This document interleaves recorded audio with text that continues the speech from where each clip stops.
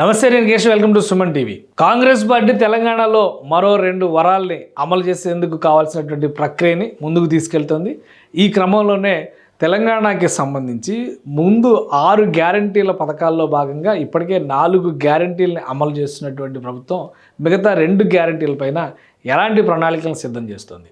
అలానే గ్యాస్ సిలిండర్ని 500 రూపాయలకి ఇవ్వడం, అలానే విద్యుత్తుకి సంబంధించినటువంటి ఉచిత విద్యుత్ విషయంలో ఇచ్చేటువంటి మినహాయింపులు, ఈ 2 అంశాలకి సంబంధించినటువంటి విశ్లేషణ ఒకసారి చూసేటువంటి ప్రయత్నం చేద్దాం. సిఎంఆర్ షాపింగ్ మాల్ మన హైట్ నగర్ లో భాగ్యలతా కమాన్ పక్కన ఫిబ్రవరి 29న ప్రముఖ సినీ తారలచే గొప్ప ప్రారంభం.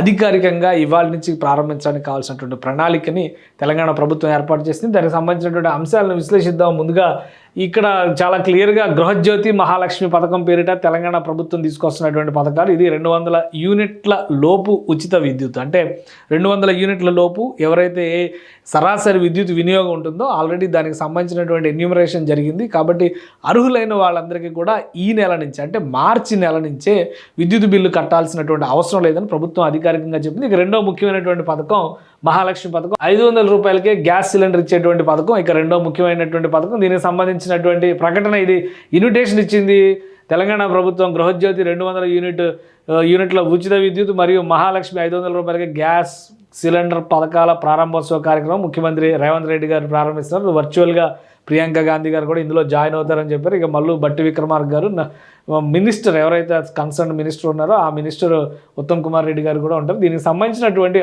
ఆర్డర్ని ప్రభుత్వం రిలీజ్ చేసింది. అయితే ఈ ఆర్డర్ ప్రకారం ఎటువంటి అంశాలు ఉన్నాయి, ఎవరు గ్యాస్ సిలిండర్ వినియోగానికి, ఎందుకంటే విద్యుత్ వినియోగానికి సంబంధించి ఆల్రెడీ ఒక అసెస్మెంట్ ఇచ్చారు. ఆయా ఇంటికి సంబంధించినటువంటి వాళ్ళకందరూ కూడా ఇన్ఫర్మేషన్ వెళ్ళిపోయింది కాబట్టి అదొక క్లారిటీ ఉంది. కానీ ఇంకా గ్యాస్ సిలిండర్ మీద కొన్ని సందిగ్ధాలు ఉన్నాయి. దానికి సంబంధించినటువంటి టర్మ్స్ అండ్ కండిషన్స్, నియమ నిబంధనలకు సంబంధించినటువంటి జీవోని ప్రభుత్వం రిలీజ్ చేసింది. ఇది ఈరోజు రిలీజ్ చేసినటువంటి జీవో ప్రకారం కనుక చూస్తే కనుక Mahalakshmi scheme for LPG supply of home domestic cylinder at a subsidised rate 500 rupees per refill అనేటువంటిది. దీనికి ప్రధానంగా 3 సూత్రాలని రాష్ట్ర ప్రభుత్వం డిసైడ్ చేసినటువంటి పరిస్థితి. ఆబ్జెక్టివ్స్ ఏంటంటే ఉమెన్ ఎంపవర్మెంట్లో భాగంగా వాళ్ళందరికీ కూడా స్మోక్ ఫ్రీ కుకింగ్ మీడియం, ఇది చాలా కాలంగా వస్తున్నటువంటి మాట. ఇది అటు కేంద్ర ప్రభుత్వం రాష్ట్ర ప్రభుత్వాలు కూడా చెప్తున్నటువంటి మాట. సో ఆ లక్ష్యంతో తీసుకొస్తున్నటువంటి స్కీమ్ ఇది. దీనికి పెట్టినటువంటి 3 ముఖ్యమైనటువంటి కండిషన్స్ ఏంటో ఒకటి చూద్దాం మనం. ఇక్కడ మొదటి కండిషన్ ఇది, they should have applied for subsidised cylinder through Prajapalana application. Prajapalana application అనేటువంటి ఒక అప్లికేషన్ని రాష్ట్ర ప్రభుత్వం జనవరి నెలలో ఇచ్చింది. అది ఫిల్ చేసి ఎవరైతే ఇచ్చారో వారు మాత్రమే అర్హులు అనేటువంటిది మొదటి నిబంధనగా పెట్టింది. అంటే చాలామంది అవగాహన లేక అప్లై చేయకపోయినటువంటి పరిస్థితులు ఉన్నా, లేదా ఆ సమయంలో గ్యాస్ కనెక్షన్స్ లేక అప్లై చేయలేకపోయినా కానీ వాళ్ళకి తర్వాత మళ్ళీ ప్రజాపాలన అప్లికేషన్ ఫార్మ్ను ఓపెన్ చేసేటువంటి అవకాశం ఉంటుందనేటువంటి మాట రాష్ట్ర ప్రభుత్వం చెప్పింది. కాబట్టి మొదటి విడతగా వచ్చేటువంటి కనెక్షన్స్ అయితే ఇవి కనిపిస్తున్నాయి చాలా క్లియర్గా. తెలంగాణ రాష్ట్రంలో 1,20,00,000 మంది గ్యాస్ వినియోగదారులు ఉన్నారు. అందులో 89 లక్షల మంది వరకు ఈ పథకానికి పరిధిలోకి వచ్చేటువంటి అవకాశం ఉన్నవారు ఉన్నారు. వాళ్ళలో కూడా వైట్ రేషన్ కార్డు, తెల్ల రేషన్ కార్డు ఉన్న వాళ్ళకి సంబంధించినటువంటి నివేదిక సపరేట్గా ప్రభుత్వం తయారు చేసింది. సో మేజర్ కండిషన్, రెండో కండిషన్ అదే పెట్టినటువంటి పరిస్థితి. ఇందులో మొదటి కండిషన్ ప్రజాపాలన ద్వారా అప్లై చేసుకున్న వాళ్ళైతే, రెండో కండిషన్గా చూస్తే కనుక they should be white ration card holders in Telangana ప్రభుత్వం ఇచ్చినటువంటి తెల్ల రేషన్ కార్డు వినియోగదారులు ఈ పథకానికి అర్హులవుతారు. ఇది రెండవ ముఖ్యమైనటువంటి అంశం. They should have active domestic LPG connection in their name. అలా ఇంకోటి ఏంటంటే ఆల్రెడీ వాళ్ళ పేరు మీద ఒక ఎల్పిజి కనెక్షన్ యాక్టివ్గా ఉండి ఆ కనెక్షన్ కనుక ఉపయోగిస్తున్నటువంటి పరిస్థితి ఉంటే కనుక ఈ 3 అంశాలని ప్రాతిపదికగా చేసుకుని ప్రభుత్వం ఈ మహాలక్ష్మి పథకాన్ని అమలు చేయడానికి కావాల్సినటువంటి ప్రణాళికను సిద్ధం చేసింది. ఇంకోటి, the LPG cylinders which can be availed by the customers will be limited to the average of their last 3 years consumption. ఇది ఒక కండిషన్. ఎందుకంటే గత 3 సంవత్సరాల్లో ఎల్పిజి సిలిండర్స్ సంవత్సరానికి ఎన్ని సిలిండర్లు వాడుతున్నారో దాని సగటును తీసుకుని వాళ్ళకి ఎన్ని సిలిండర్లు 500 రూపాయలకి ఇవ్వాలో డిసైడ్ చేస్తారు. సో ఇవి 4 చాలా ముఖ్యమైనటువంటి అంశాలు. మొదటి 3 అయితే కండిషన్స్, 4వది ఏంటంటే చాలా క్లియర్గా వినియోగానికి సంబంధించి అపరిమితంగా 500 రూపాయల కనెక్షన్ వస్తుంది కాబట్టి 20 రోజులకు ఒక కనెక్షన్ బుక్ చేసుకుంటామంటే కనుక కుదరదు. తలసరి వినియోగం అంటే యావరేజ్గా సరాసరి వినియోగం ఏదైతే జరిగిందో గత 3 సంవత్సరాలుగా దాన్ని బట్టి ఆ నంబర్ ఫిక్స్ చేస్తారు, దాన్ని బట్టి ఇది డిసైడ్ చేస్తారు. ఇంకొకటి ఏంటంటే ఇక్కడ ఈ సబ్సిడీని అందించేటువంటి క్రమంలో 500 రూపాయలకే గ్యాస్ కనెక్షన్ అనేటువంటి ఈ పథకాన్ని అమలు చేసేటువంటి క్రమంలో ఇక్కడ కొన్ని కండిషన్స్ పెట్టారు. ఏంటంటే మీరు 500 రూపాయలు కట్టి కనెక్షన్ తీసుకోవడం కాదు, ఆల్రెడీ కనెక్షన్కి సంబంధించినటువంటి క్లారిటీ మోడ్ ఆఫ్ పేమెంట్ అని చెప్పి దానికి సంబంధించినటువంటి ఆబ్జెక్టివ్స్ని కూడా చాలా క్లియర్గా రాష్ట్ర ప్రభుత్వం ఈ జీవోలో పెట్టినటువంటి పరిస్థితి. State government will transfer the required amount in advance to the oil marketing companies. అంటే ఎవరైతే గ్యాస్ సర్వీస్ ప్రొవైడర్స్ ఉన్నారో, ఇప్పుడు హెచ్పి కానీ, ఇండియన్ కానీ, భారత్ గ్యాస్ కానీ, ఇట్లాంటి వాటన్నిటికీ కూడా డైరెక్ట్గా స్టేట్ గవర్నమెంటే పే చేస్తుంది. And OMC will transfer the subsidy amount to direct beneficiary, అంటే డీబీటీ పద్ధతిలో వాళ్ళు ట్రాన్స్ఫర్ చేస్తారనమాట.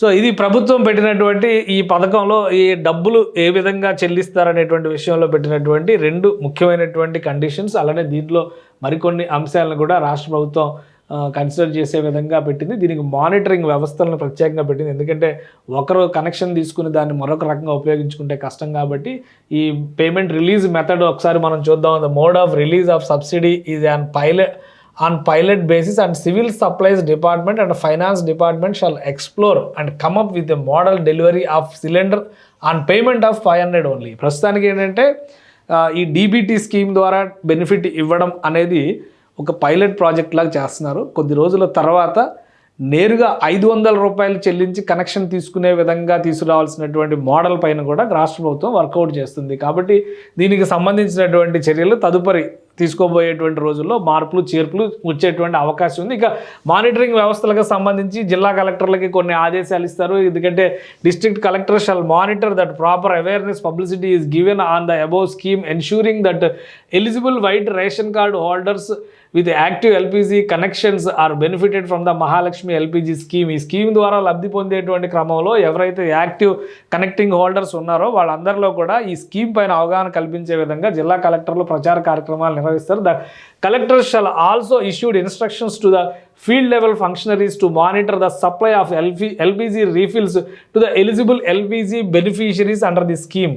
అంటే వాళ్ళకి కావాల్సినటువంటి క్షేత్రస్థాయి సిబ్బందికి కూడా ఇన్స్ట్రక్షన్స్ ఇస్తారు. Further the district collector shall arrange the opening of counters for registration, verification and updation of the data of beneficiary who may approach for the same.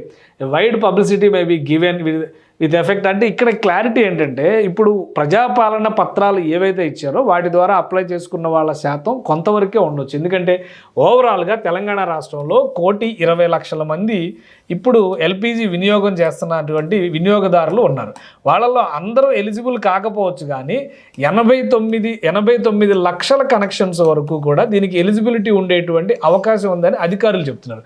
అయితే వైట్ రేషన్ కార్డ్స్ అందరికీ ఉన్నాయా లేదా, ఎందుకంటే ఇక్కడ 2 పారామీటర్స్, బిలో పావర్టీ లైన్ అనేటువంటి parameter ఒకటి, అలానే white ration card అనేటువంటిది. వైట్ రేషన్ కార్డుకి అప్లై చేసుకునే వాళ్ళు కూడా చాలామంది ఉండొచ్చు. ఈ క్రమంలో కొత్త కనెక్షన్స్ ఇప్పుడు ఈ సంవత్సరం కొత్తగా మ్యారేజ్ అయినటువంటి వాళ్ళు ఉంటే కనుక వాళ్ళు కొత్త కనెక్షన్స్ తీసుకోవచ్చు, అదే ఫ్యామిలీలో ఉంటూ సపరేట్గా కనెక్షన్స్ తీసుకోవచ్చు. కాబట్టి వాళ్ళకి వైట్ రేషన్ కార్డు తీసుకోవాల్సినటువంటి అవసరం ఉంటుంది. మళ్ళీ ప్రజాపాలన పత్రాన్ని కనుక ఫిల్ చేసి మళ్ళీ మహాలక్ష్మి స్కీమ్కి అప్లై చేయాల్సి ఉంది. కాబట్టి ఇది ఒక నిరంతర ప్రక్రియగా జరుగుతుంది.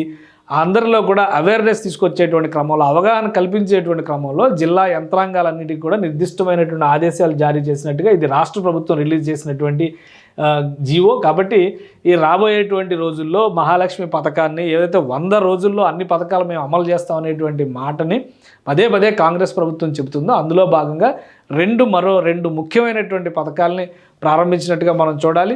100 రోజులు అయ్యేసరికి ఈ హామీలను ఎంతవరకు నెరవేరుస్తారో, అలానే దీనిలో వచ్చేటువంటి లోటుపాట్లు కానీ సమస్యలను సరిదిద్దేటువంటి క్రమంలో పైలట్ ప్రాజెక్టుగా దీన్ని ప్రారంభించిన తర్వాత డీబీటీ లాగా కాకుండా నేరుగా 500 రూపాయలే కట్టే విధంగా కూడా మార్పులు చేర్పులు చేయడానికి కావాల్సినటువంటి ప్రణాళికను కూడా ప్రభుత్వం కసరత్తు చేస్తున్నట్టుగా చెబుతున్నారు. కాబట్టి ఈ స్కీమ్ పట్ల ప్రజాదరణ ఎలా ఉంటుందో చూసి ఈ మార్పులు చేర్పులకు కూడా ప్రభుత్వం అంకురార్పణ చేసేటువంటి అవకాశాలు అయితే కనిపిస్తున్నాయి.